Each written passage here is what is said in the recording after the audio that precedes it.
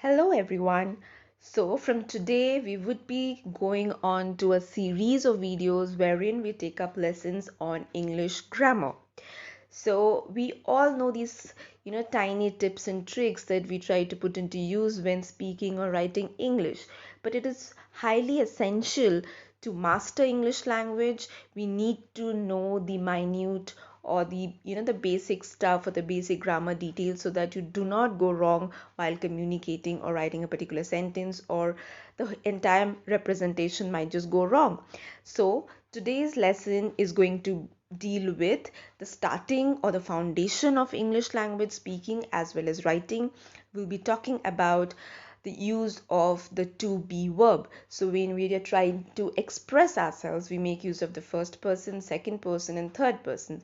So this is going to be covered with the use of the verb to be in the form of am, is, and are.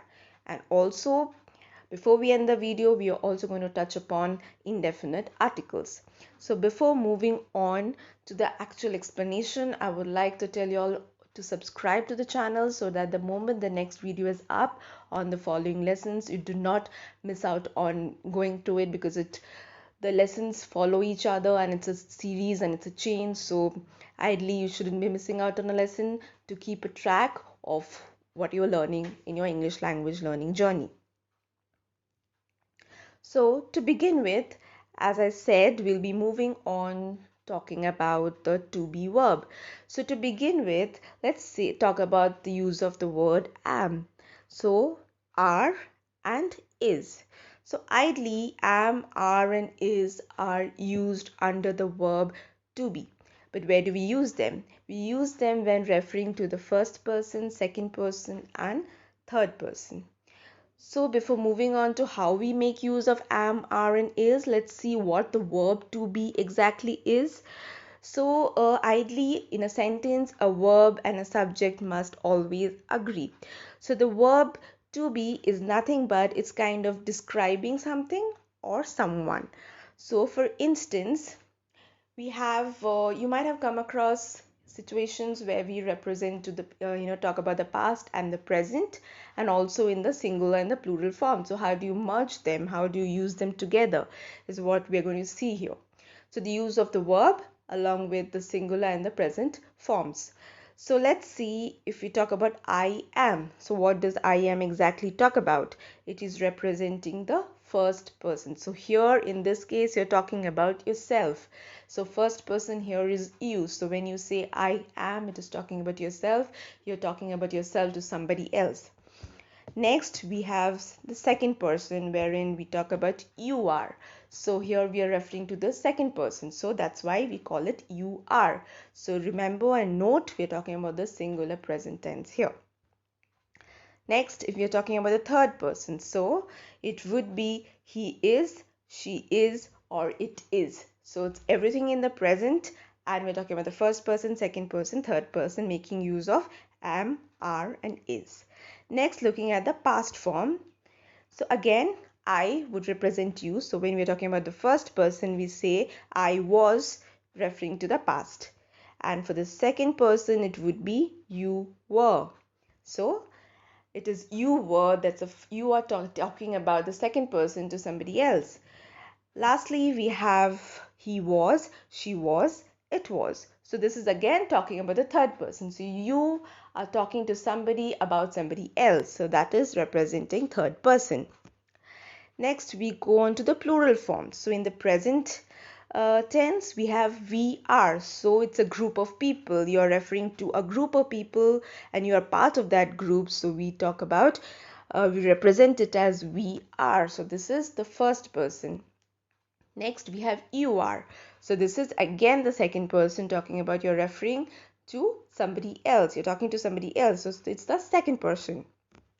Next, they are. So it is you talking to somebody else referring to another group. So that group is referred to as they. And since we're talking about the present, it becomes they are. So this is nothing but the third person. Similarly, for the past tense form, we have we were. So you were doing something. Similarly, we were doing something when you're part of a group. So this becomes the first person. Next, you have you were. So this is for the second person in the past tense. And lastly, they were. You're again referring to a group of people who were doing something maybe in the past. So this is your third person. Next, we have the verb to be again. And here we are talking about full forms and short forms. So this table is going to be highly beneficial if you are used to writing or if you're into some form of a writing profession. And we do tend to make use of short forms, but then we might just go wrong. If you use it incorrectly, it ends up meaning something else. So if you see closely here, I am is written with I apostrophe M, and it means I am. So if you come across a sentence that has I apostrophe M and you're reading it out loud, it would be read as I am. Similarly, it is you are can be written as YOU with an apostrophe RE. Note no spaces before or after the apostrophe. Similarly, for he is, it is he with an apostrophe S. For she is, it is she with an apostrophe S. It is IT with an apostrophe S. Do not confuse it with its. That is completely different. This is it is represented as it with an apostrophe S. Are not is idly read as aren't, but we write it as AREN apostrophe T.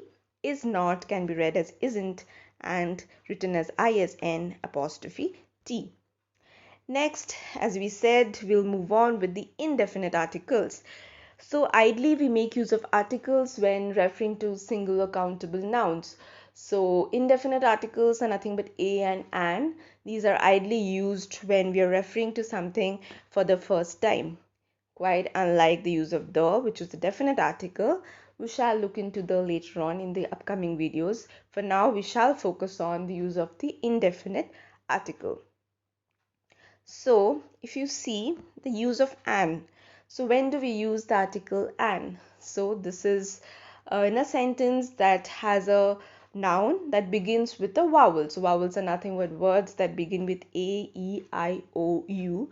So a noun that begins with a vowel, a singular countable noun, would always carry an before it.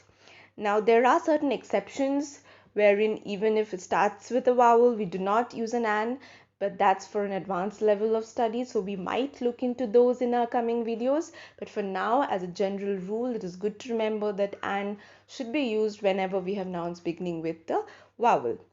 So for an examples, we have an apple, an elephant, an issue, an orange. So these are some of the examples of the use of an. Next, we move on to the use of or a, however you might read it. So these are again indefinite articles that are used for singular countable nouns that do not begin with a vowel. That is, they begin with a consonant. So those are the words that begin with something other than A, E, I, O, and U. So the use of or the indefinite article can also be used for number collectives such as a dozen. We also use it in singular nouns which are followed by a restrictive modifier.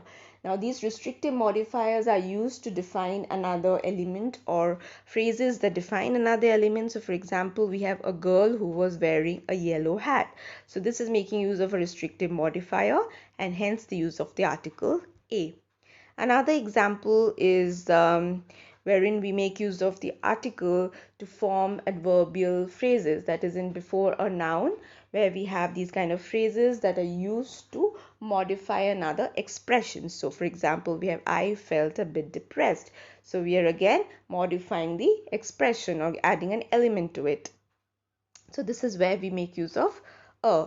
So these kind of summarizes the use of a and an. So moving on to what we would be looking at in our next lesson is we'll give you an overview of it so that you know what to expect in lesson number 2. So since we discussed the indefinite articles a and an, we shall look into the definite article the in the next video. We should also discuss first person, second person and third person in great detail, and followed by that we should also touch upon questions like wherein we or in what kind of situations you would end up using what and who is it.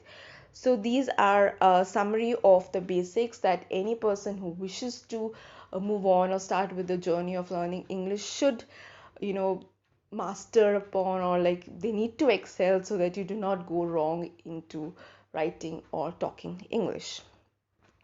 So thank you so much for watching, and please do like the video if you found the content informative, and subscribe to the channel so that you get notified the moment the next video is up.